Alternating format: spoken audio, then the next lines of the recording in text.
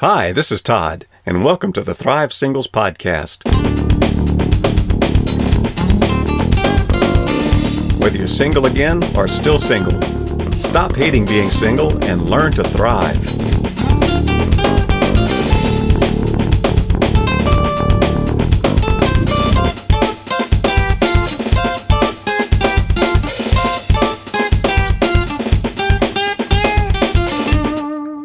Today's podcast is titled, How to Date Like a Christian Atheist.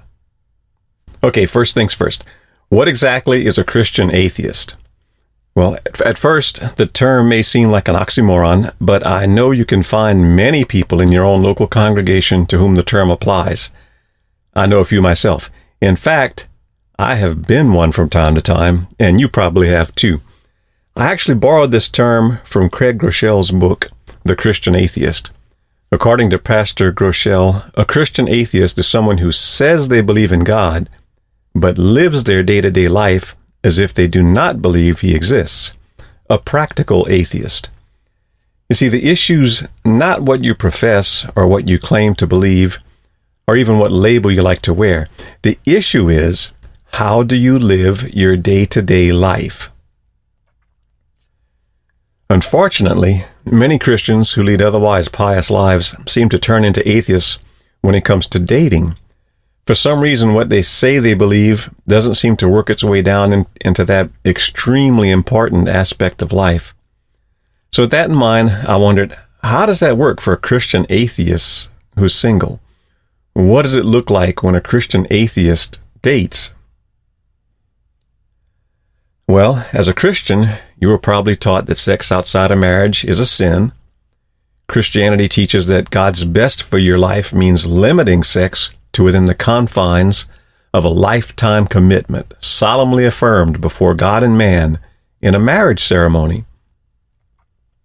As a Christian atheist, you may give mental assent to the things your Sunday school teacher and your pastor said, but the bottom line is, we're only human.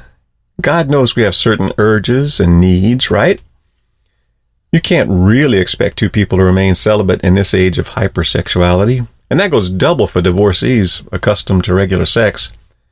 Church and religion are fine, but don't let them get in the way of your biological needs and deep emotional desires. As a Christian, you were probably taught to seek God's direction and godly counsel in your important decisions. And since dating and marriage are serious matters, you especially need wisdom in matters of the heart. As a Christian atheist, you understand there's no need to consult some omniscient being or some spiritually mature advisor about who to date or how you should date. You're an adult. You know what's best for you. Your mind can never get clouded, nor your judgment impaired by some pretty face or some sexual advance from some smooth talker. As a Christian, you were probably taught that you should date other Christians. Ideally, this would mean, real Christians who take their Christianity seriously, people who are careful to live out their beliefs. As a Christian atheist, you understand that people who take their religion too seriously will ruin your good time. Because of their extreme views, they're no fun and will be inflexible in areas where you have more freedom.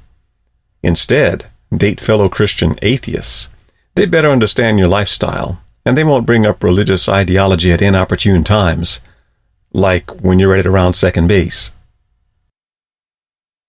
It all comes down to what you say versus what you do. So having said all of that, let me end by asking you a few questions. If someone who does not know you watched your behavior on a few dates, would they label you a Christian or a Christian atheist?